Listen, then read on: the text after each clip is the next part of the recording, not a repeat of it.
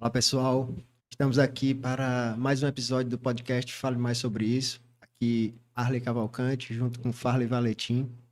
Hoje, estamos recebendo Raquel Montelando para falar sobre narcisismo. A Raquel é psicóloga clínica pela PUC São Paulo, membro analista da SBPA e da IAAP, professora e supervisora do curso de formação da SBPA. Vamos lá, Farley? Vamos lá. Olá, Raquel. Muito obrigado por ter aceito o Olá, convite. eu que agradeço a vocês o convite para participar desse projeto tão importante e que tem sido muito interessante. Eu tenho acompanhado alguns episódios e acho bastante importante. Então, parabéns a vocês pela iniciativa. Maravilha, muito grato. Raquel, para começar aqui a nossa conversa, o nosso papo, a gente tem ouvido falar regularmente que a sociedade hoje tem se tornado, ou é uma sociedade muito narcisista, que as pessoas são narcisistas, que nesse mundo da virtualidade, das redes sociais, o narcisismo é muito presente. Mas o que é realmente o narcisismo? Como é que a gente pode definir o que é narcisismo? Então, acho que é uma pergunta importante, porque como falar, definir narcisismo? É um conceito polissêmico, desde que ele entrou para a psicologia. Ou seja, ele foi visto, olhado de diversos ângulos, e até hoje existe sim algumas ideias comuns que permanecem nas várias visões, nas várias elaborações, mas existe também alguns aspectos que diferem de um lado para o outro. Então, na psicopatologia, você vai encontrar a definição de narcisismo, né, como um transtorno de personalidade.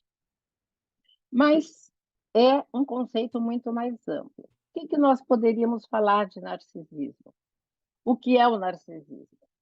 Um ponto comum a todos os olhares e as visões, isto desde o começo, é que narcisismo é um investimento maior da figura do eu, um interesse maior no eu ou no ego, na subjetividade.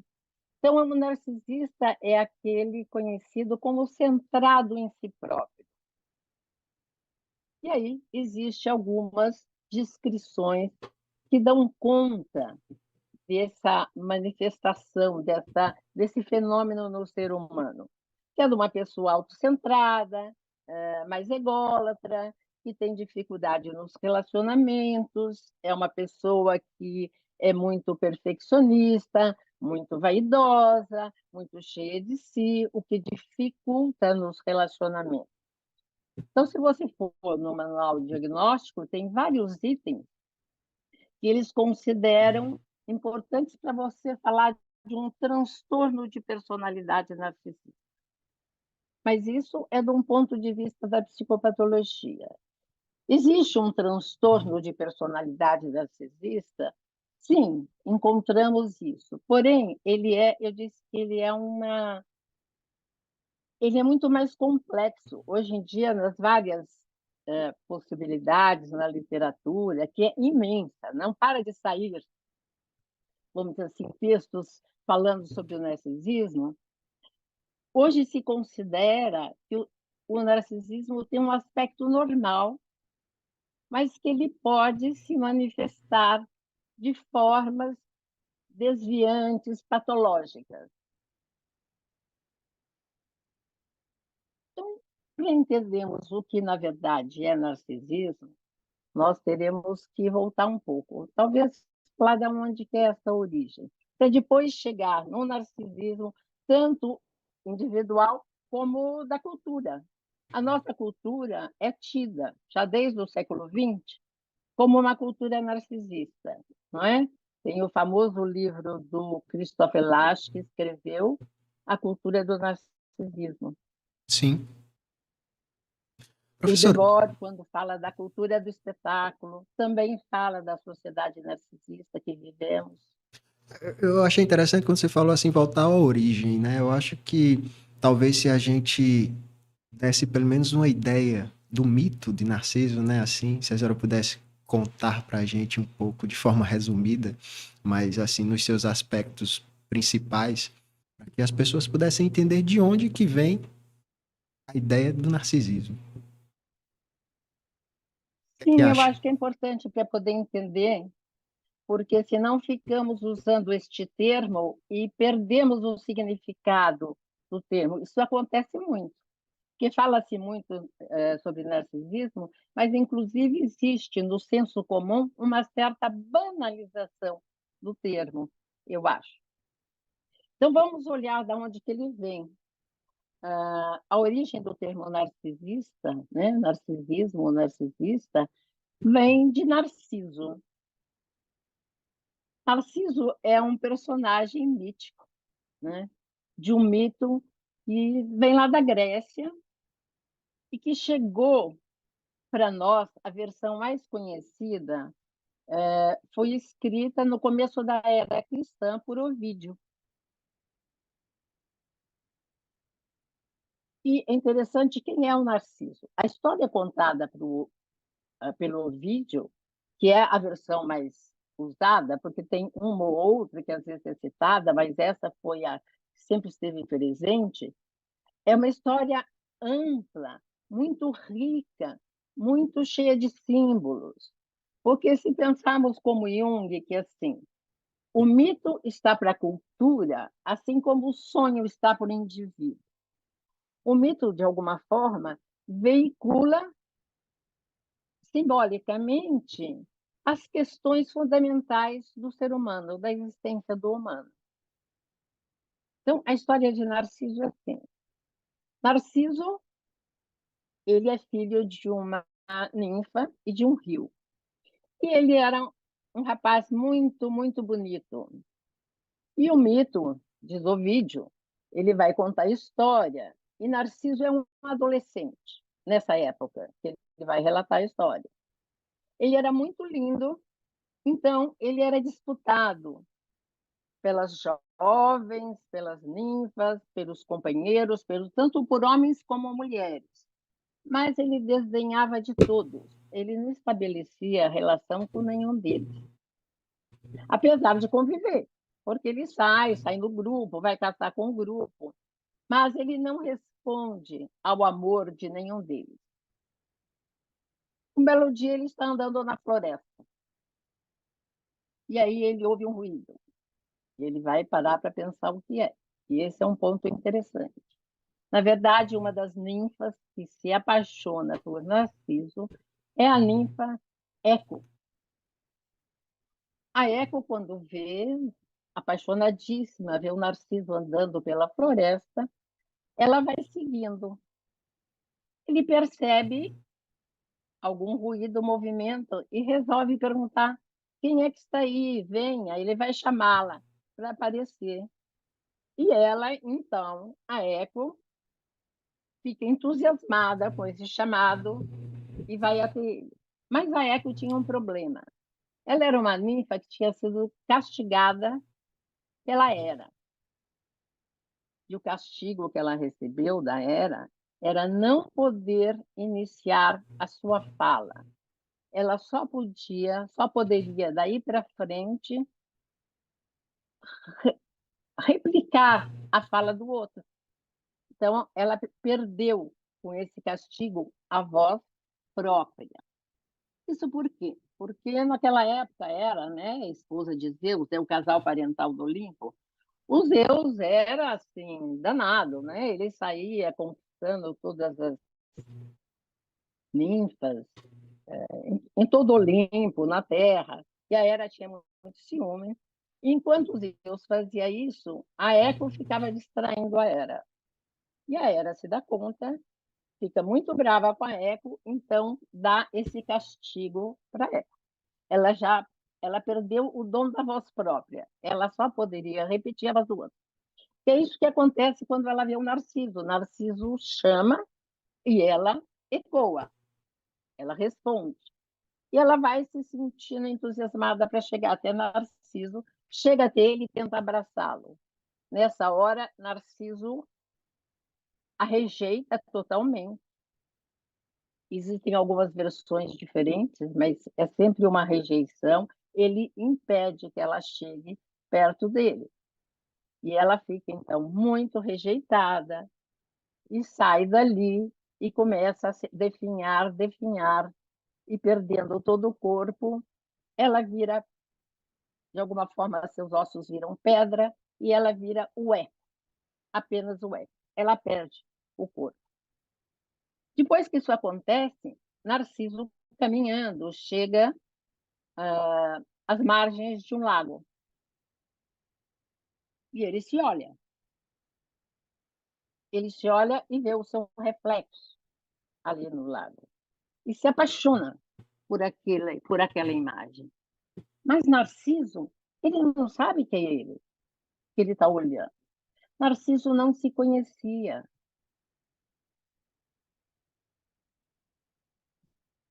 E ele vai um tempo tentando se relacionar com essa imagem, na medida que ele se movimentava, a imagem movimenta, ele tenta tocar.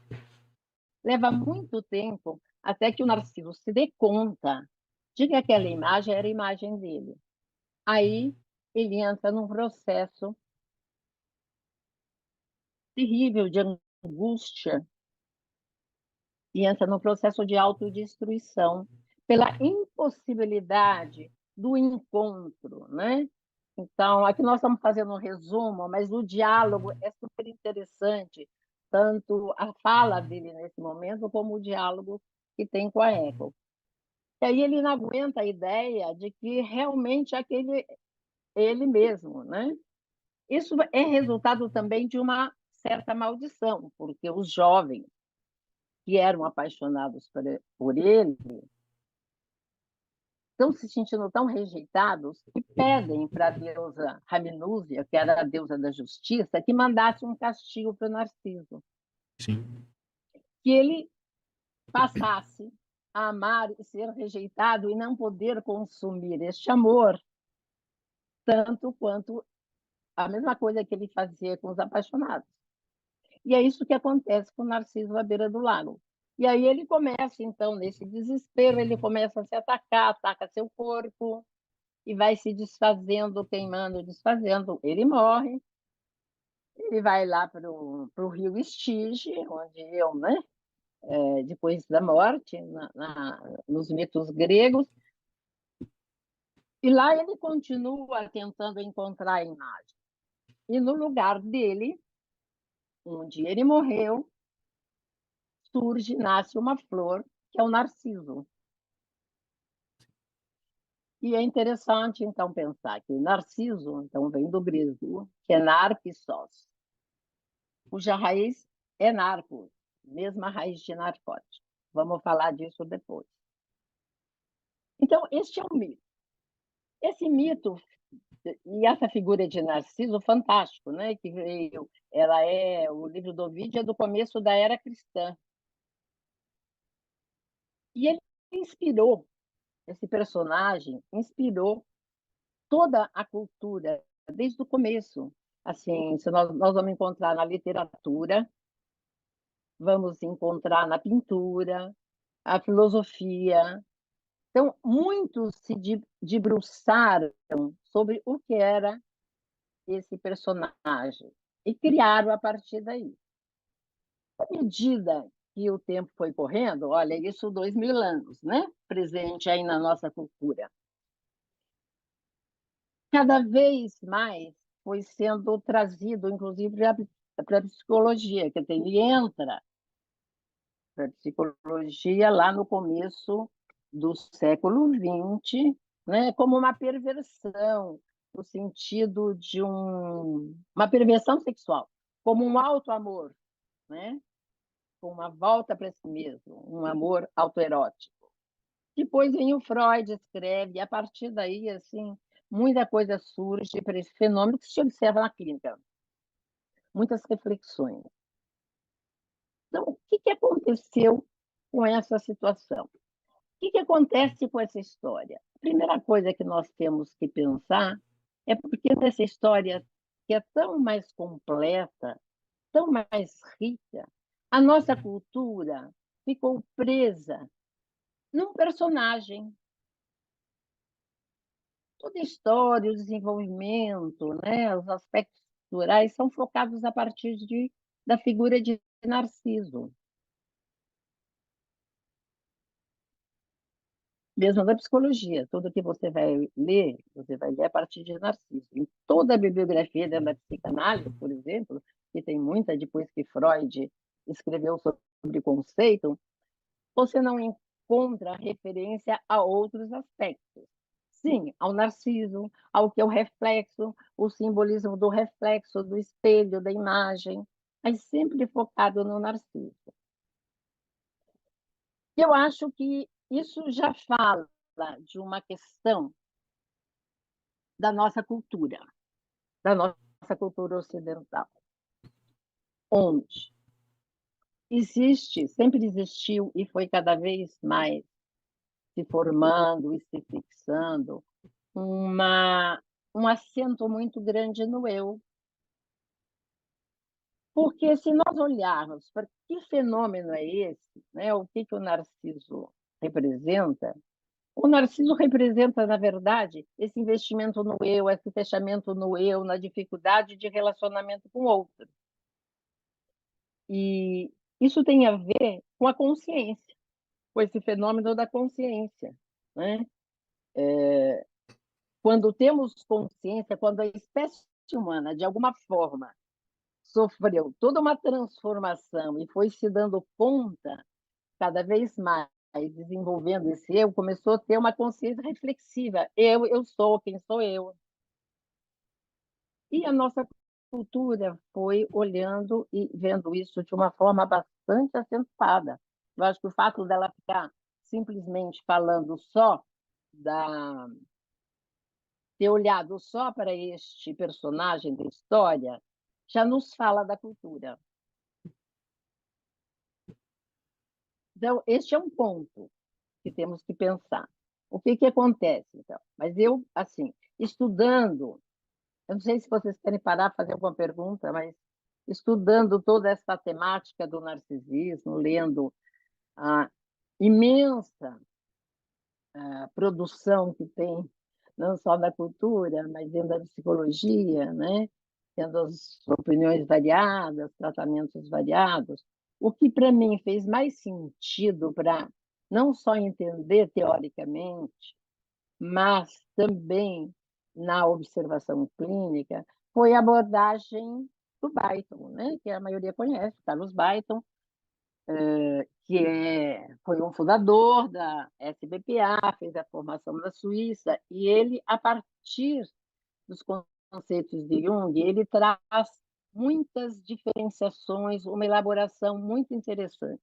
Eu acho, a senhora estava perguntando se a gente queria perguntar, eu acho que eu ia fazer alguma pergunta exatamente relativa a isso, porque Schwartz Salam, ele no livro dele do caráter narcisista, né, ele faz toda uma evolução histórica, né, do narcisismo como sendo, ele começa como sendo uma coisa bem negativa e é sempre visto como negativo e a partir de um determinado momento vai se vendo que existe uma função estruturante, né, da consciência, do ego, né?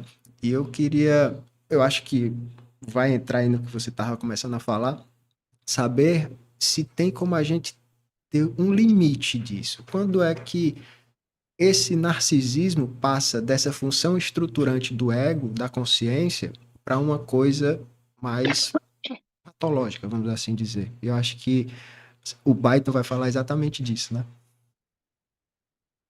Isso, exatamente. Mas é que ele vai pegar e vai ter um olhar diferente para a função narcisista, né? Isso é interessante, porque, de fato, na psicanálise, durante muito tempo, na psicologia, foi visto como negativo. Só negativo, um lado muito patológico. Que existe, existe. Embora dentro da própria psicanálise, hoje em dia, se vê muitos autores como lado normal. E o Beighton vai propor, então, que Narciso, vamos dizer assim, tanto o Narciso como a Eco são funções normais e estruturantes da consciência. Então, todos nós temos a função narcisista e a egoísta, e elas são complementares. Por que são complementares? Né? O narcisismo é aquela função que leva o interesse, a energia e que propicia o desenvolvimento e a estruturação do meu eu, da minha subjetividade. Enquanto que a função egoísta é aquela que leva à estruturação, o desenvolvimento do outro na minha consciência. Porque, assim, essa é uma diferenciação que o Baiton já faz, e Jung, quando fala da consciência, ele coloca como centro o eu. Ainda que na obra inteira ele vai falar da importância do outro, né? Mas ele coloca dessa forma o eu. E o Baiton traz, então, para a consciência, o eu e o outro. A consciência se diferencia, se estrutura a partir desses dois aspectos, do eu e do outro. Olha, hoje nós sabemos, né, com o desenvolvimento, assim, com o crescimento do conhecimento, tanto na psicologia do desenvolvimento como da neurociência, que a consciência, a personalidade, o desenvolvimento se dá na relação eu-outro. Não é? A série falou bastante disso. Sim. Então, de fato, nós temos esses dois aspectos, são duas funções que estão presentes ao longo da vida, só que elas são complementares. Como elas vão se desenvolver ou como elas vão estar presentes, propiciando a diferenciação da consciência, vai variar. Primeiro, de cada indivíduo. Cada um nasce com uma bagagem, com uma característica individual. E a relação desse indivíduo com o meio, né? E essas funções, elas vão funcionar criativamente, vamos dizer assim. Qual seria o lado criativo? Se elas puderem interagir entre si, né? Então, eu preciso da função narcisista para me proteger, para me propiciar no mundo, para me diferenciar. Muitas pessoas identificam, hoje você vê na banalização, como se a função se narcisismo e função narcisista fosse igual à autoestima. Na verdade, a autoestima é um dos aspectos que vão se unir. E o outro, a função egoísta, é aquela que me permite me relacionar, ouvir o outro, perceber que o outro é importante para mim. Ora, essas funções, nossa consciência é complexa. Essas funções, elas não trabalham muito isoladamente, né?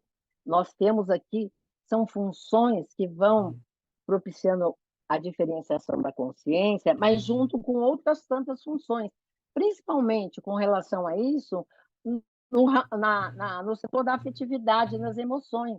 Elas vêm todas juntas para propiciar que eu tenha um desenvolvimento do eu e do outro. Né? Então, criativo, se ela está propiciando criativamente a diferenciação da consciência, conforme a pessoa, a sua história, o que acontece com ela, o entorno, pode acontecer que essas duas funções, esse sistema, eu acho que a gente pode falar num sistema narcisista egoísta, porque são várias funções que estão juntas. Eles ficam fixados, e eles começam a funcionar como defesa. Então, assim, e aí você tem, eu acho que assim, uma gradação, né? Hoje, o Baiton coloca isso e vários autores também. Você tem um espectro no desenvolvimento. Essas duas funções, narcisista e egoísta, estariam presentes em todas as possibilidades de diferenciação, de desenvolvimento de patologia. Então, teríamos, de um lado, o normal, que é o puro ideal, pensar que essas duas funções vão ser sempre livres de desenvolver, né? É muito mais um ideal, talvez um ideal narcísico, né? Que fosse, se tudo corresse muito bem.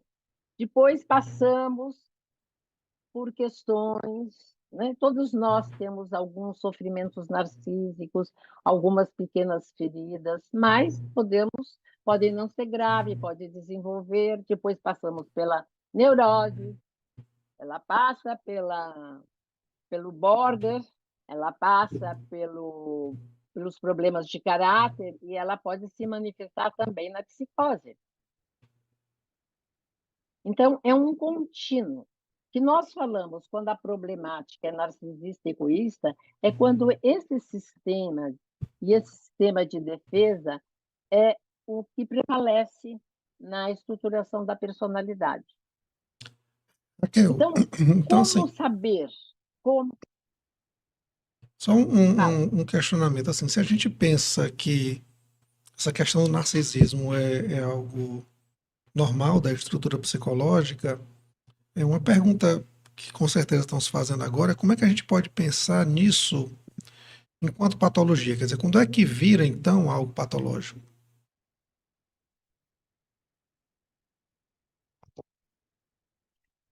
Quando é que vira o patológico? Primeira coisa, assim, o patológico, a pessoa pode estar, conforme sua individualidade, sua história, ela pode estar funcionando mais predominantemente com a sua função narcísica. É a descrição que nós vemos. Ele tem, em geral, assim, é uma personalidade mais fechada em si próprio, mais vaidosa, tem um ideal de, de ser muito grandioso, ele precisa ter o máximo, né? Ele tem uma tendência a idealizar demais as pessoas e a si próprio. Tudo isso nós passamos por ela, nós temos tudo isso, nós fazemos tudo isso. Só que se for normal, se não for rígido, a gente não fica preso nesta imagem. Isso faz parte desse sistema da imagem que eu faço de mim mesmo e de como eu uso isso para me relacionar com o mundo externo e com o mundo interno. O lado da Eco é aquele de olhar para o outro, é a capacidade de empatia. E quem está preso numa função narcisista tem dificuldade. Outro elemento que aparece muito na problemática narcisista e egoísta, essa questão da dependência e independência, que é muito complicado. Quem está funcionando como a defesa narcisista, que está preso nessa imagem do eu, nesses aspectos de ser o melhor, de competir com o outro, de brilhar sempre, de ficar preocupado com a própria imagem, né? Assim, ele, vamos dizer assim, ele tem uma problemática muito grande com a dependência. Ele tem um orgulho muito grande de si, porque ele não pode depender do outro. Ele tem uma fantasia de autossuficiência. Aí, quando isso é muito rígido, a gente já começa a perceber que aqui tem uma defesa narcisista.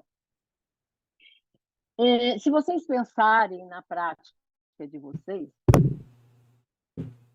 vão ver os pacientes que muitas vezes chegam, são pacientes, muitas vezes, a clínica difíceis de ser lidado, porque é difícil dele estabelecer a relação. Se é apenas uma defesa não muito forte, ele vai estabelecer a relação. Mas, às vezes, é difícil para ele depender do analista, abrir para o analista. Muitas vezes ele tem uma tendência de idealizar demais a figura que está ali. De um primeiro momento, ele idealiza, tem uma expectativa grande. Se for uma defesa muito rígida, daqui a pouco vai frustrar. Não tem como, né? Nas relações sempre somos frustrados. Aí desidealizamos. Por isso que no começo lá da psicanálise achavam que os narcisistas não eram passíveis de análise. Isso mudou muito com o tempo. Então, assim, esse é aquele que usa essa função do eu, essa necessidade de firmar o eu, a possibilidade de ter a minha disponibilidade e energia para me firmar no mundo, de uma forma que me defende. E a egoísta é aquela que está aberta para o outro, é aquela função que me dá a possibilidade de empatia e de compaixão. Mas ela também tem suas questões. Nós vamos encontrar também pessoas que a fixação está expressa e vivenciada no polo egoísta. São as pessoas que, assim, elas são sempre boazinhas, elas estão sempre ecoando o outro, elas também têm uma preocupação com a imagem delas, mas é com a imagem de ser boazinha, de fazer tudo pelo outro, e também se frustram muito quando isso não acontece, são muito suscetíveis, tanto a fixação num polo como no outro, quer dizer assim, a atuação, a, o exercício, a vivência de um polo e do outro são muito suscetíveis. Porque, sim, é um conjunto de funções e de emoções que mantém o equilíbrio da nossa autoestima, sem dúvida. Não é igual à autoestima, mas mantém esse sistema é que mantém a harmonia e tenta equilibrar a nossa autoestima. Então, o que acontece com a patologia? Como é que se patologiza, né, essa função? Então, hoje nós sabemos quão importante é o desenvolvimento do ser humano na primeira etapa da vida.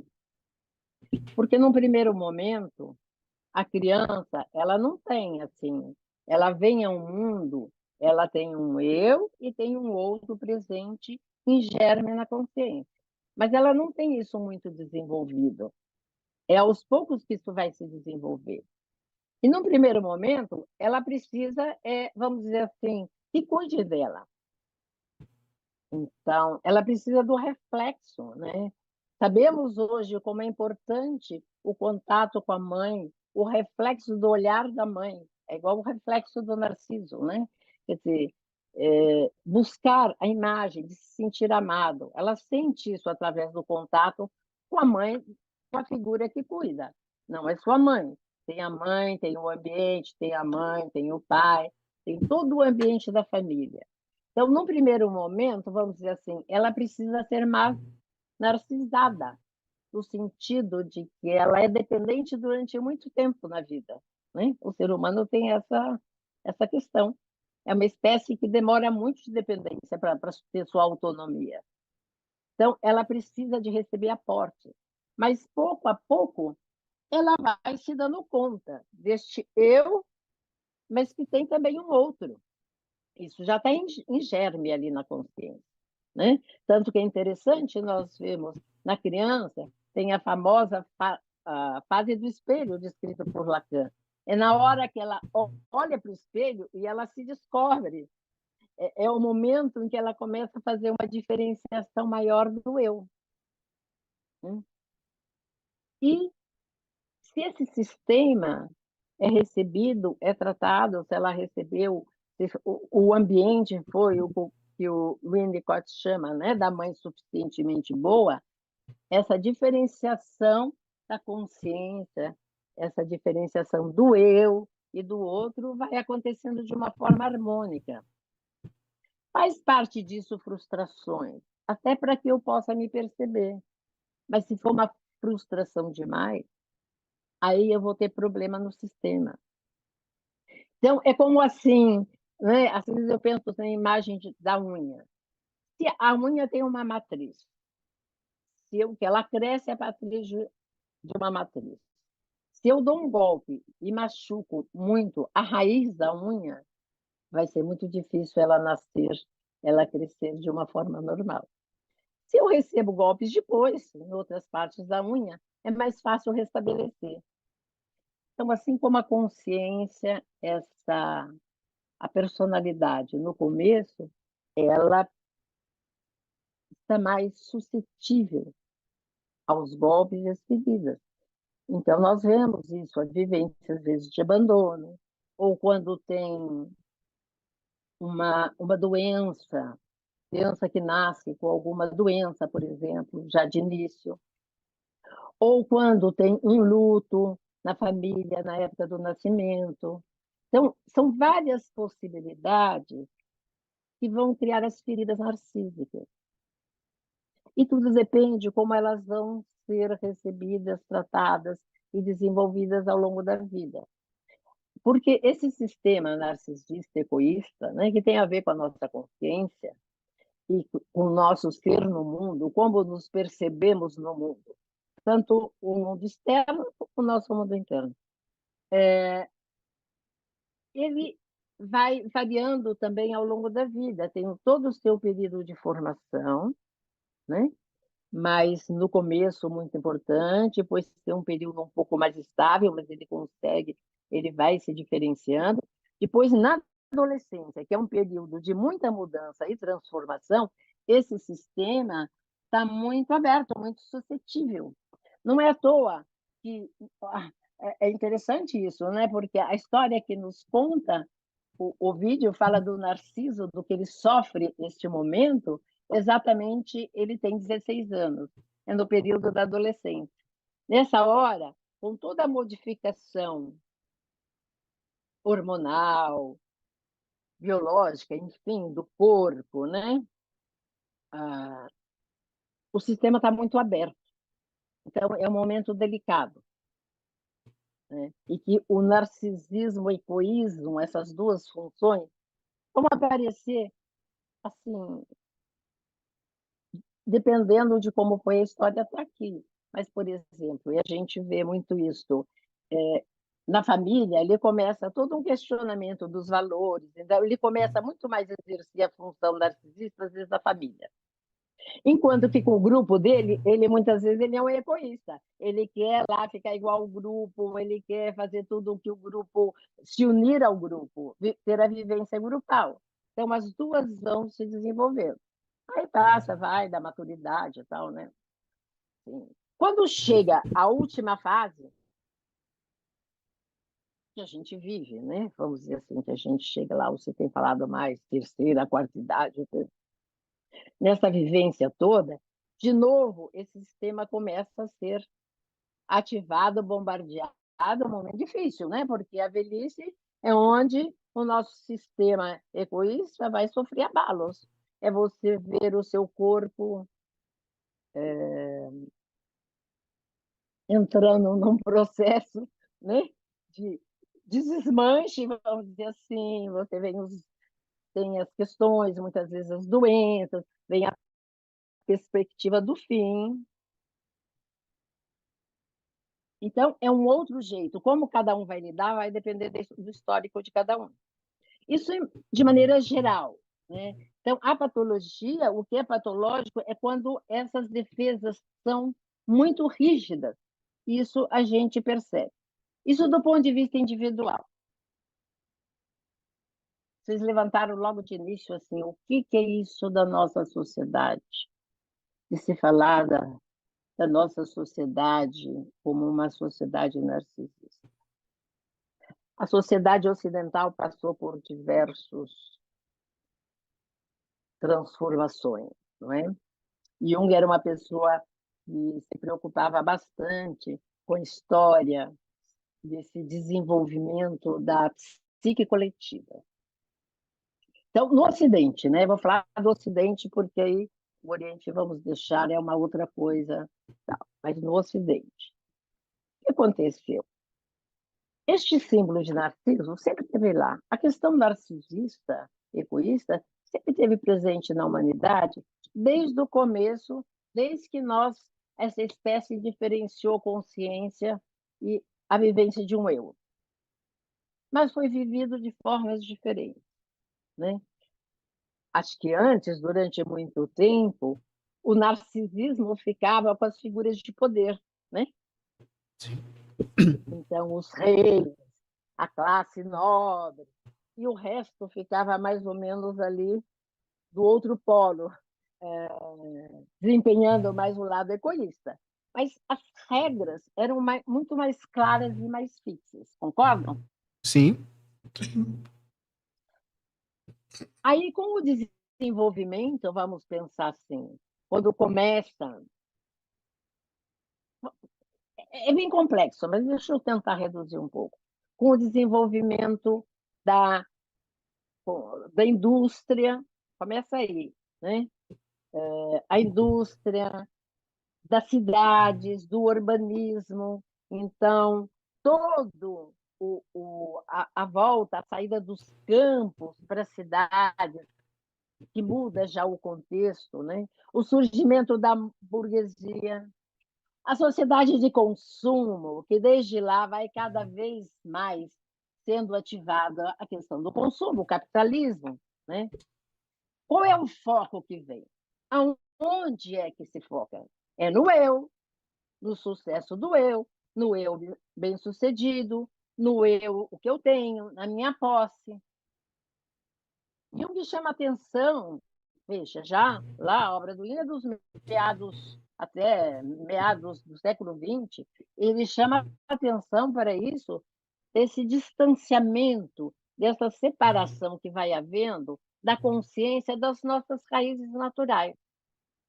Então, a consciência, ao se afastar muito da nossa base, ela acaba ficando inflada, aquilo que a gente chama de inflada. Ela vai cada vez se sentindo mais poderosa.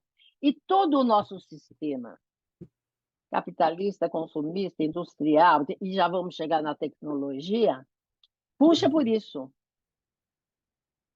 Não é? O que vocês acham? Mas, professora, deixa eu. É muito interessante essa colocação que você fez a respeito de todo esse desenvolvimento, né, que nós tínhamos em outros momentos históricos, até mesmo uma dificuldade de mobilidade social muito maior. Então, as figuras de maior importância, com certeza, não sei se pode dizer, eram mais narcísicas. Mas, assim, uma questão para a gente continuar essa pergunta sobre a questão da sociedade. É, esses pensadores como Freud, Jung, eles não viram, por exemplo, a internet. Eles não viram a potencialização da internet. Por exemplo, uma coisa simples, que a internet possibilitou. Nós tínhamos, antes da internet, digamos assim, revistas que expunham determinadas pessoas ao olhar de todos. É um artista da TV, é um galã de novela, é um astro do cinema, é um modelo profissional, enfim. Com a internet, isso se potencializou e se espalhou para a totalidade da população. Então, assim, a quantidade de pessoas, por exemplo, isso é um fenômeno que a gente pode não precisa tratar exatamente agora, pode conversar ao longo do podcast. Mas a quantidade, por exemplo, de pessoas expondo a própria intimidade, ou a intimidade da casa, a intimidade da relação na internet em busca de likes, ou seja o que for, seguidores, é cada vez maior. Né? Assim, como é que você vê essa questão que a gente está conversando? É claro que o narcisismo tem locais diversos e explanações diversas ao longo do tempo, devido à mudança cultural, mas como é que a gente pensa isso na atualidade, com o advento desse mundo das redes sociais? Então, aí, assim, depois daquilo que eu estava falando da sociedade, da industrialização, tudo isso que vem vindo, surge o advento das redes sociais. Das redes sociais, da tecnologia. Na verdade, a rede social, as redes sociais, são um aspecto do desenvolvimento da tecnologia. Tecnologia essa que já vinha acontecendo, mas totalmente acelerada a partir da Segunda Guerra Mundial. Então, houve um desenvolvimento rápido, cada vez mais intenso. Então, assim, como nós podemos ver isso? Ela está acentuando, sem dúvida alguma, um aspecto, que é o aspecto da função narcisista ficar defensiva, e podemos falar disso em termos do coletivo, cada vez mais, não é? Mas então, bom, que horror, vamos abrir mão, o que nós vamos fazer com a tecnologia? Eu acho que o problema não é da tecnologia em si. A tecnologia já é o resultado, o produto incrível, fantástico, da inteligência e da criatividade humana, que vem, sem dúvida, que acontece através da sua função narcísica. Não tenho a mínima dúvida que é preciso investir no eu, que o eu vai produzir isso. E aí eu me lembro, isso me faz lembrar um, um pensamento chinês, um dito chinês que Jung cita no Segredo da Flor de Ouro, logo no início, que na verdade faz parte do próprio livro O Segredo da Flor de Ouro chinês, que diz o seguinte: se o homem errado usar o meio correto atuará de modo errado. E eu acho que isso é muito válido. Eu penso, são algumas pérolas da sabedoria oriental muito antiga, porque hoje eles já estão, me parece, em outra. Mas, enfim. Então, a internet é um meio, é um instrumento. A problemática é de como ela vai ser usada, de como ela está sendo usada. Eu acho que a nossa cultura, a espécie humana, desenvolveu muito rapidamente um lado das suas potencialidades. Sim, a inteligência, a criatividade, fantástica o que faz. Mas teve um outro lado dela que eu acho que não caminhou tão rapidamente, que é este lado da consciência de si e do outro, né? Perceber a problemática da relação. E na nossa cultura, e é isso que nós vamos pensar, desde o final depois da Segunda Guerra Mundial, com todos esses desenvolvimentos, o nosso contexto foi ficando cada vez mais complexo. Vocês concordam? A população mundial, apesar do advento do sistema contraceptivo, aumentou. As cidades crescem.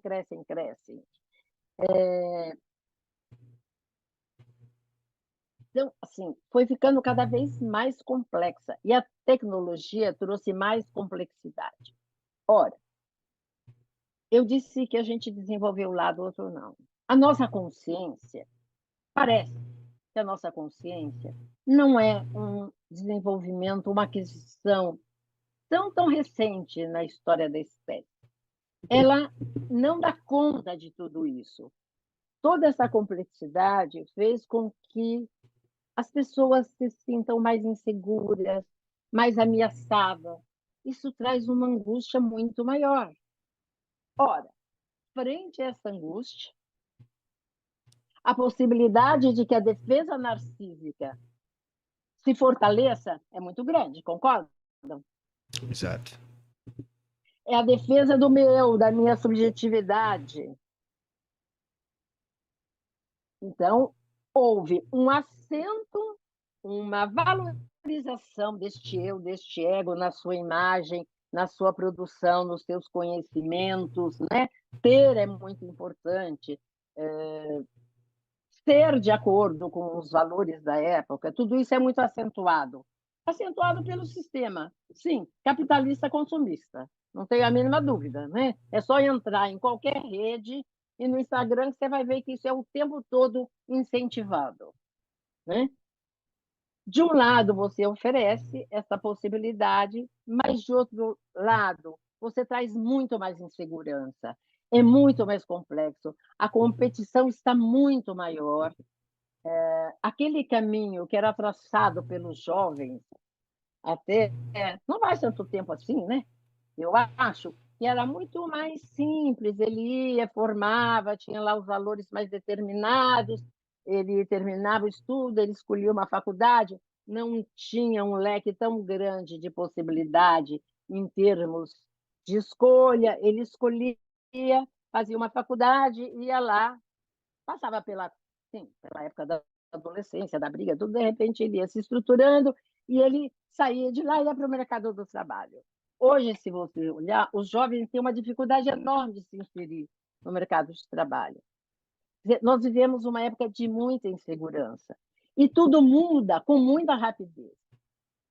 eu acho que a nossa consciência está sofrendo com tudo isso, ou pelo menos eu acho, é o que eu vejo naqueles que pensam a respeito, né? Os pensadores da cultura. É por isso que tem aparecido tanto a questão do narcisismo. A defesa narcísica está ficando cada vez mais fechada na nossa cultura. E a tecnologia ajuda, não é? De que maneira? Primeiro, é com esses modelos, com essa aparência, com esse foco tão importante na imagem. Antes, nós tínhamos as questões lá das revistas que mostravam as beldades, né? Todas aquelas figuras de poder, que, é claro, o outro olha e sente inveja e quer ser igual. O ser humano tem esse desejo de realizar o seu eu, mas às vezes dentro de uma coisa muito grandiosa. Já começa daí o narcisismo. Hoje você está exposto a isso o tempo todo. A privacidade deixou de existir. Essa imagem que é coletiva, hoje, nesse momento, é uma abertura, né? Não existe mais aquilo assim de uma intimidade fechada ou de uma preservação da sua individualidade. Os valores que estão aí é você se mostrar, se mostrar, se mostrar. Os nossos jovens estão sujeitos a isso, né? Eu A esse acho, estímulo. desculpa, eu pensando aqui, professor, não é nem somente um desejo de se mostrar ou de se exibir cada vez mais, mas também o aumento de uma necessidade muito grande de ter um retorno daquilo que você mostrou. Né? Porque, assim, a gente vê, por exemplo, já vi casos de adolescentes que publicam uma determinada foto numa rede social e se essa foto não tem tantas curtidas num determinado período de tempo, ele retira a foto. Então, há uma ansiedade muito grande em se expor, em mostrar, e há uma ansiedade maior no sentido de ter um retorno na imagem, né? Do like ou É o reflexo de hoje. ou do comentário, o que quer que seja, né? E se esse retorno não vem, há uma frustração também cada vez maior correspondente. O retorno que você está Total. falando aí é o reflexo, né? O reflexo daquela atitude que ele está fazendo. Assim, de uma maneira bem poética aqui, dentro do que você já falou, Raquel, construir assim que, tipo, quando a gente nasce, nosso primeiro espelho são os olhos da mãe, né? Depois vem o espelho, como você falou, do Lacan. Né? E hoje a gente vive uma realidade que talvez a tela seja o nosso espelho.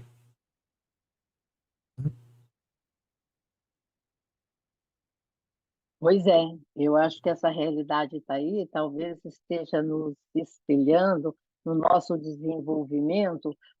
Que é isso? Por que que tanto, né? Estamos no século XXI. Por que que a imagem do Narciso e só do Narciso, tudo olhado a partir do Narciso, ficou tão presente na nossa cultura? Então, eu acho que a realidade está se refletindo. Mas isso por quê? Né? Então, vamos olhar para o mito. Narciso se vê e se conhece e se vê uma pessoa linda. Ele tinha a.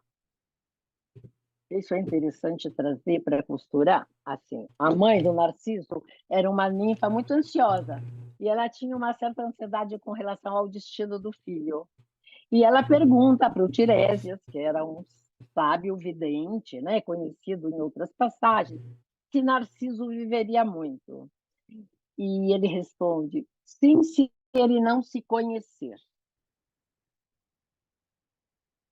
E é o que acontece. O que acontece? Muitas vezes se fala do narcisista como aquele que ama só a si próprio. Na verdade, isso é apenas aquilo que a defesa que se mostra desse jeito. Atrás da defesa narcísica existe uma angústia de existência, existe uma insegurança muito grande. Nós vemos nas pessoas que têm essa defesa como principal defesa dentro do seu ser no mundo, que lá no fundo tem uma angústia e um vazio, né? Enorme, que aconteceu a partir da sua história, da sua individualidade. Então, atrás de toda esta imagem, tem lá um vazio, um buraco, uma insegurança muito grande com relação a si próprio, não é? É o que acontece com Narciso. Ele vê lá aquela imagem linda, ele não consegue se amar. Ele consegue se amar? Não, ele se destrói. Ele poderia ter visto naquele reflexo um aspecto muito maior do que aquele que ele vivia, não é? Mas ele não aguenta, porque ele tinha, de alguma forma, um eu frágil, né? Ele tinha, assim, o mito já expressa a defesa narcísica. Então, é isso que nós estamos vivendo. Nós estamos vivendo numa época que as pessoas, os jovens bastante, mas todas as pessoas, né? Você entra lá no Instagram, é assim, é essa necessidade de ser visto. É porque a nossa cultura passou por um distúrbio. Se nós pensarmos como é que isso está sendo vivenciado nas famílias, assim, as escolas chamam a atenção, estão um pouco assustadas a forma como os pais estão tratando os filhos. Não está possibilitando uma diferenciação mais criativa, mais saudável dessa consciência desse sistema.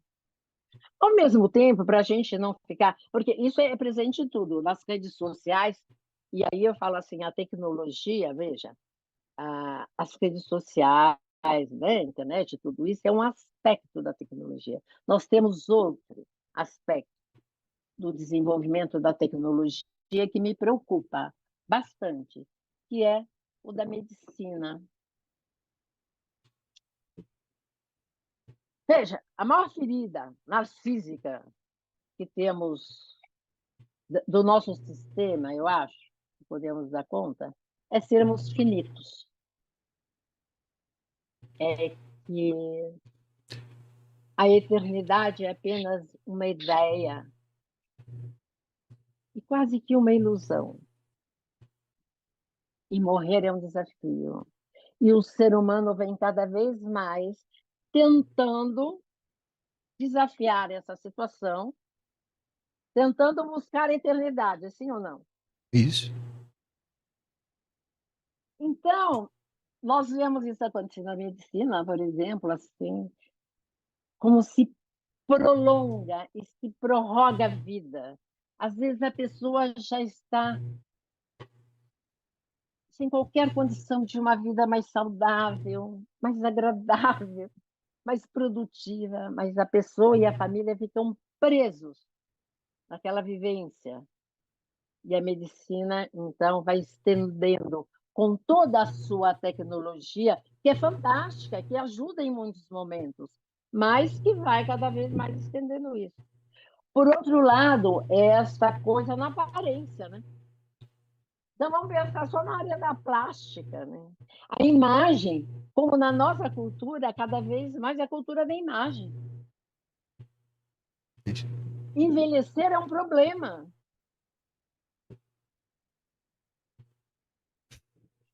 Mas, de alguma forma, e a gente fica olhando para isso e fala, nossa, mas e aí isso vai dar onde? Pode dar assim uma certa melancolia, né? Para onde estamos indo? Bom, não sei para onde estamos indo, né? Muitos pensadores são pessimistas com relação a isso, mas nem tanto. Por exemplo, uma coisa que aconteceu, que vem acontecendo dentro da própria psicologia e, portanto, dentro da cultura, né?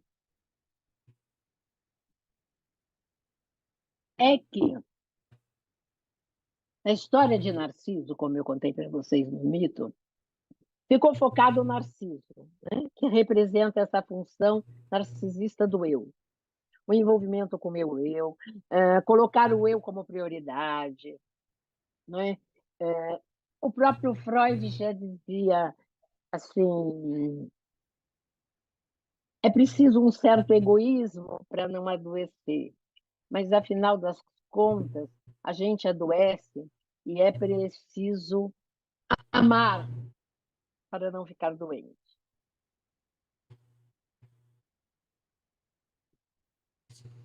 Vocês estão me ouvindo? Sim? Sim, sim. Parece que a conexão. Não, não, Não, tudo não. bem. Parece que a conexão também está. Tá bom. Então, assim, começa a surgir, e isso dá um alento, assim, textos sobre a eco. A eco começa a ganhar uma voz na nossa cultura. Na psicologia já saíram alguns livros que falam sobre a eco, que olha do ponto de vista da eco como complemento, então olha o mito como um todo. Hoje, se você dá antigamente, assim, há anos atrás, quando eu comecei a estudar o tema, que faz tempo, né, que eu venho me dedicando a isso, se você fosse no Google e pusesse ecoísmo, não ia aparecer nada, nada.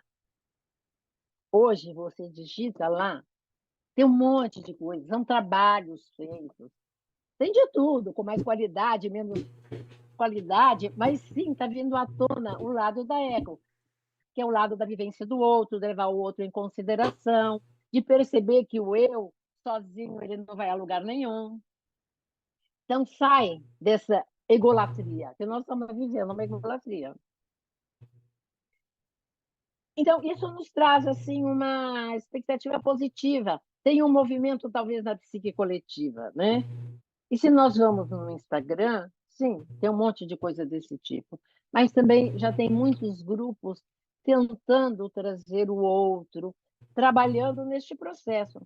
Nós podemos ver mesmo, vocês vão conversar aí sobre a questão de gênero, né? Vamos pensar, a questão de gênero que está sendo aberta, e que nisso há muita indiscriminação, há muita confusão, mas está sendo aberta. A questão dos complexos culturais, o racismo, a questão das mulheres, tudo isso está vindo à tona, é o outro que ficou abafado na nossa cultura. É a função eco que ficou presa e não exercida e não diferenciada. Vocês concordam? Perfeitamente, professor. Assim, é como se eu fico pensando aqui porque o mito, ele é relação, né? Não existe, para existir o narciso tem que ter o eco, a eco, né? Então, eu fiquei me perguntando aqui onde é que estavam as ecos. E elas estão aparecendo agora, né? Ou seja, dentro do que você falou, essa questão do aceitar o diferente é bem narcisista também. A gente pode até pensar por esse lado também, se você puder falar alguma coisa disso, né? É um problema que a gente vive hoje. Ou seja, aceitar o diferente. Então, como você pensaria? Porque a hora que eu me abro para pensar o diferente, eu estou olhando para o outro. Eu estou podendo admitir que o outro diferente tem um lugar, ele existe e ele é importante para mim. Então, essa defesa narcisista tem algumas brechas. Ele é narcisista, você pode olhar que tem um lado narcísico, mas tem um lado egoísta, porque a questão é nós buscarmos o equilíbrio. Sim, o mito, na verdade, não fala de narciso, não fala só de eco, ele fala de uma relação. É a relação do narciso com o outro diferente, representado pela eco, é o narciso com relação ao não eu, representado por sua imagem, né? O mito não fala só do narciso, é isso que a nossa cultura ficou presa. O mito fala de um relacionamento.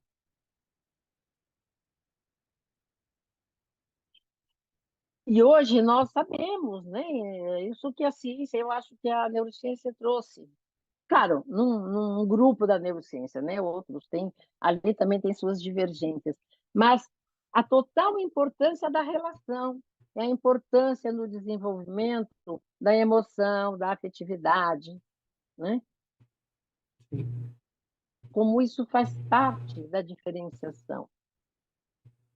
Então, sim, eu acho que olhar para o diferente, aceitar o diferente, é abrir para trazer essa outra função para a nossa consciência. Mas, sabe, mudar esses parâmetros não é uma coisa fácil. Eu vejo muitas vezes a pessoa trazer toda uma preocupação tem toda uma preocupação com o outro, diferente, de aceitar. E aí, quando você vai ver, de repente está colocando no mesmo lugar, só de uma outra forma. E aí nós temos a questão da imagem, né? Na psique coletiva, que o Jung desenvolveu toda a questão da persona, né? Eu acho que nós vivemos uma época com personas muito acentuadas e com uma distância, uma certa falta de integração entre o eu e essa persona. Então, a mudança, ela acontecendo, vamos ver o que vai acontecer. Ela é lenta, somente no coletivo. Se no individual, às vezes, é difícil, né? Nós sabemos isso pelo nosso trabalho, imagina na psique coletiva. Raquel, Eu não sei se eu respondi a sua pergunta. Fala. Acho que sim, professor. eu queria lhe colocar uma coisa. Como é que você vê? Acho que foi uma coisa que a gente já tocou, mas essa questão do individualismo na cultura. Porque, assim, eu acho engraçado, às vezes eu circulo muito em rede social, eu gosto de ver, por exemplo, determinadas postagens, eu gosto de ver os comentários, inclusive nas postagens, para ver o que é que as pessoas pensam. Eu gosto, às vezes, quando é um meme na internet, uma piada na internet, mas eu olho que aquilo ali teve 100 mil curtidas, é meio que assim, 100 mil pessoas que olharam aquilo ali, de alguma maneira se identificaram com aquilo. Então, às vezes, eu vejo postagens assim, a pessoa faz alguma coisa, se comporta de algum jeito, faz um vídeo de si mesmo em alguma situação, e nos comentários eu já notei uma coisa que é meio que recorrente, que é quando alguém faz uma crítica àquilo, um número enorme de pessoas diz logo em seguida: ah, deixa ela ser o que ela quiser, deixa ela fazer o que ela quiser, é um direito dela fazer o que quiser. Pessoa, não estou me referindo a. Sabe? Então, me passa às vezes a impressão de que essa modulação, digamos assim, pelo olhar do outro, está cada vez mais difícil. Quer dizer, é um mundo no qual o individualismo, assim, você faz o que quer e não se importa mais. As pessoas gostam de publicar às vezes, eu não me importo com a opinião do outro. Mas que mundo é esse no qual a opinião do outro deixa de importar? Então, assim, quando a outra pessoa, quando a visão da cultura, quando o olhar do outro não importa mais na visão que eu tenho de mim, o que é que eu tenho? O que é que me resta? A própria imagem, né? É o que a gente tá Ótimo. falando hoje. É, É o narciso. Esse é o narciso em Exato, é o pessoa. assim. narciso. Então, É a então quer dizer, defesa eu não narcísica. me modulo, mas porque todos nós temos, a gente sabe que a psicologia diz isso. A psicologia nos diz, quando você vai estudar desenvolvimento, infância, seja o que for, nós somos lembrados desde cedo que a formação do sujeito se dá pelo contato com o outro. Nós já falamos disso aqui. Então nós temos uma dívida simbólica com todos aqueles que nos formaram.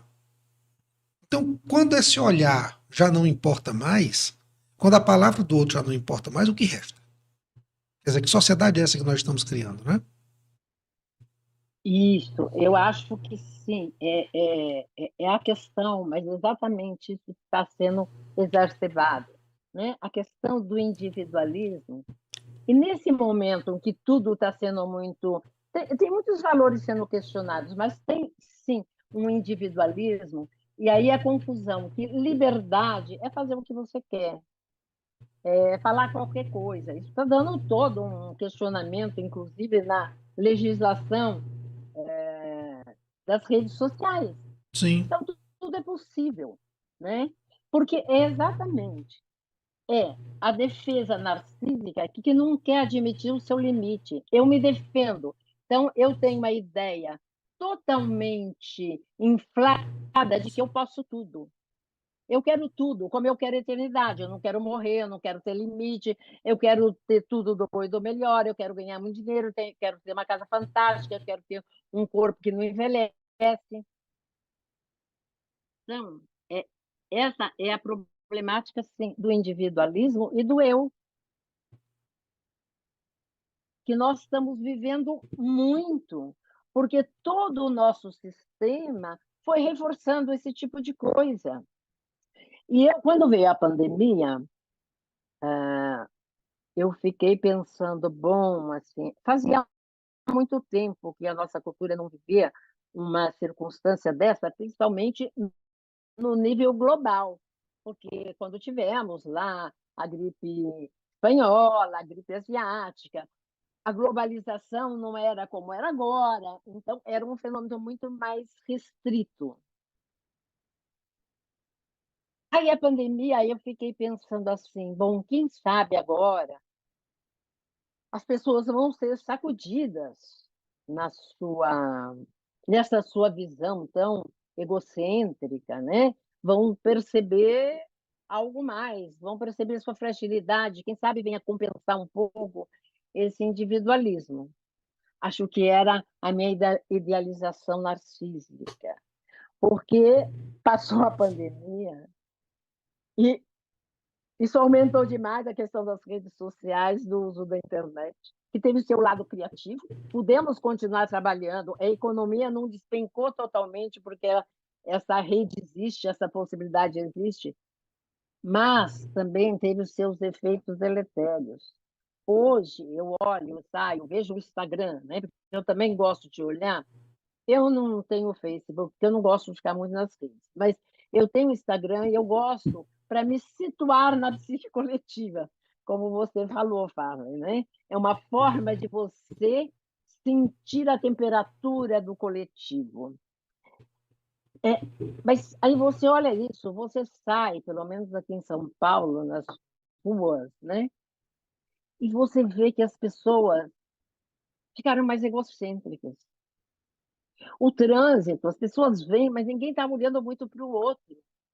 E eu falo, caramba, isso que poderia ser, este momento que poderia ser um momento de reflexão, de poder aceitar o nosso limite, exacerbou, de alguma forma, exacerbou a defesa.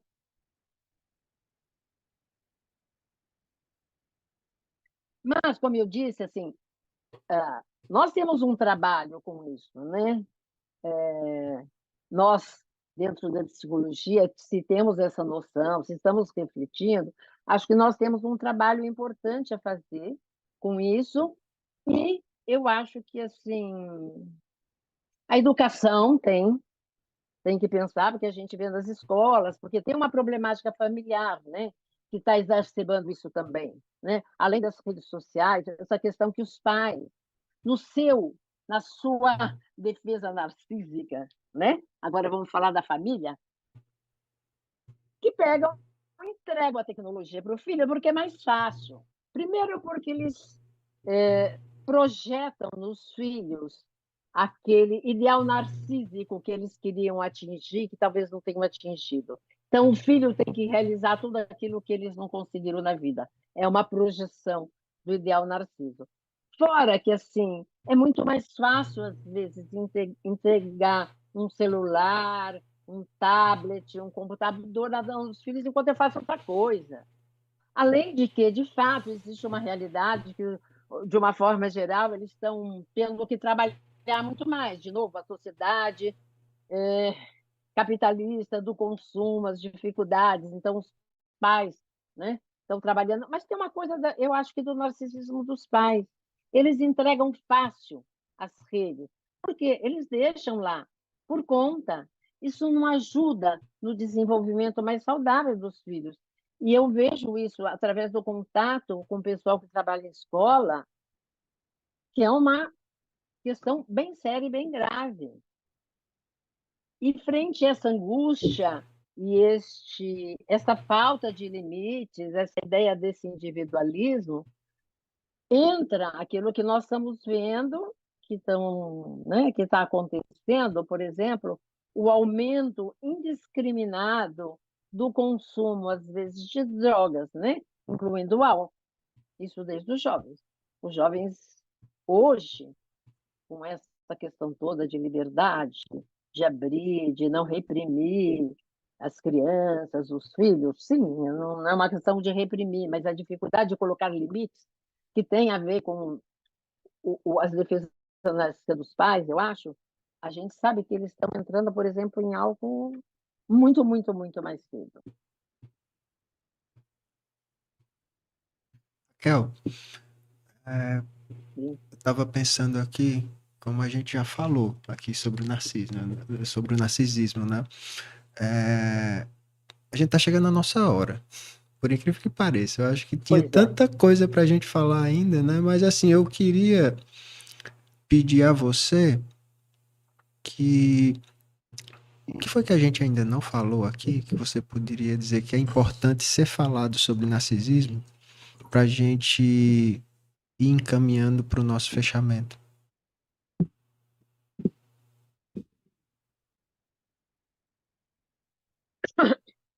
Como eu disse, é um tema muito vasto, muito complexo. O que seria importante falar é entender. Eu acho que termos a noção que a questão narcisista, tal como é colocada, de um lado, é um lado normal nosso, mas dentro dessa visão narcisista egoísta. Vamos trazer de volta a eco. Sim, eu acho que é importante pensar, é o eu e o outro. Trazer isto para a consciência, procurar cultivar esse tipo de coisa, saber que existe um normal que pode se transformar numa doença, numa coisa patológica, mas não necessariamente. E eu acho que esse tema, para mim, o que me toca muito é na educação. Eu acho fundamental, eu às vezes fico um pouco dentro do todo que a gente vê dentro do país, eu fico às vezes muito frustrada com a forma que lidamos com a educação. Eu acho que a educação, desde o começo, primordial. Uma vez eu brinquei com um grupo de supervisão, que assim, eu disse, falando sobre a questão do narcisismo, acho que foi na supervisão, ou foi num seminário, eu disse, eu acho que, assim, quando um casal se propõe para o casamento, né? Eles vão casar, marcam o casamento, etc. Eu acho que devia ser pedido a eles que fizessem algumas sessões para trabalhar o narcisismo e egoísmo do casal, né? Sim, Do casal e dos futuros pais, ou quando casam, ou quando eles vão ter filhos. Era uma forma de tomar consciência, porque tudo isso tem a ver com a educação, com a forma como nós lidamos com as crianças, com a possibilidade de desenvolverem isso de uma forma mais harmoniosa, não só para si, para a cultura. E como vamos lidar com essa cultura tão consumista, né? Verdade. Eu acho que esses são aspectos. Agora, não sei se tem algum que vocês gostariam mais de falar, porque tem muita coisa, de fato. Não, nós já tocamos em assuntos realmente muito importantes. Eu acho que a gente se perguntar sobre a questão do narcisismo na atualidade, principalmente, embora tenha todo o desenvolvimento do conceito ao longo da obra, né, tanto de Freud quanto Jung, mas a gente pensar na atualidade, inclusive junto com outras áreas do pensamento, né, como a sociologia, você citou o Christopher Lasch, com o livro dele, o Guy Debord, com Outra Sociedade do Espetáculo, e com a Paula Sibilia, também O uma chinês filósofa também, argentina. Quem? desculpa, como é que chama aquele chinês também que escreveu sobre isso? Sobre Eros. Não me recordo quem é. Não, o da chinês não, ele é o sociedade do coreano. cansaço. O coreano. Não, Byung-Chul Han, ele é coreano, Meu germano-coreano. Deus, é Byung-Chul isso. Han. E tem a Coreano, Paula é isso aí, Sibilia, que coreano. ela tem um livro também. Eu vou até procurar aqui. Se não me engano, sobre essa perspectiva, estamos aqui, vamos logo dar como uma bibliografia. Eu Não acho que a Paula ouvi. Sibilia, ela é o show do eu, que é uma filósofa argentina. É? Muito interessante também o trabalho dela. Então vale a pena consultar, para a gente cada vez mais estar atento a essas questões do narcisismo na atualidade.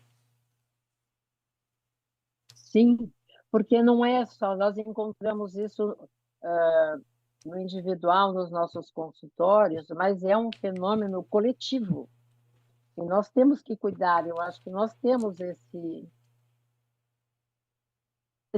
essa responsabilidade ética Sim, de cuidar também, a começar por nós mesmos, né? Como nós lidamos com essa situação Isso.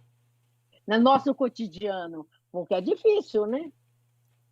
Integrar isso nas nossas atitudes. Isso. É uma questão de refletir sobre isso. Perfeito. Certo. Bom, é Como é isso. o Já... nome? Opa, Desculpa, como é o nome? É Paula Sibila? Como é o nome do livro? Eu o não show do conheço. eu, O Show do Eu, exatamente. da Paula Sibília. O Show do Eu. Né? Então, já estamos aqui na nossa hora. Queria lhe agradecer mais uma vez, Raquel, por ter aceitado o nosso convite para esse papo aqui tão gostoso. Realmente é um tema muito interessante, daria para a gente conversar bem mais.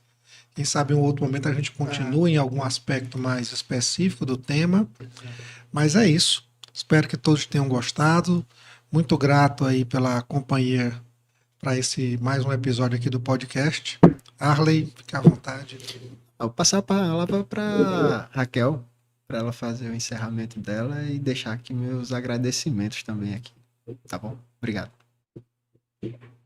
Eu agradeço, né, o convite. Como eu disse, eu acho que essa iniciativa, esse projeto de vocês é muito importante dentro disso mesmo que nós estamos falando, né?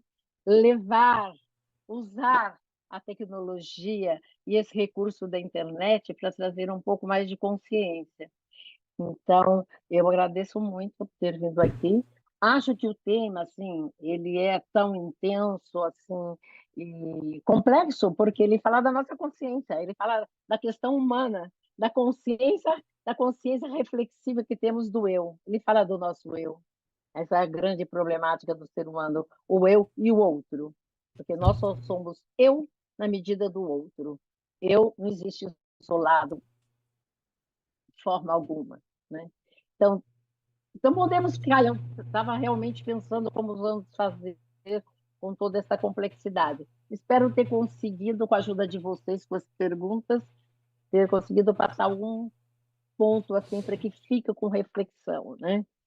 Com certeza, com certeza. A gente só tem a Então agradecer. eu agradeço. Obrigado. Obrigado. Grande abraço, Raquel.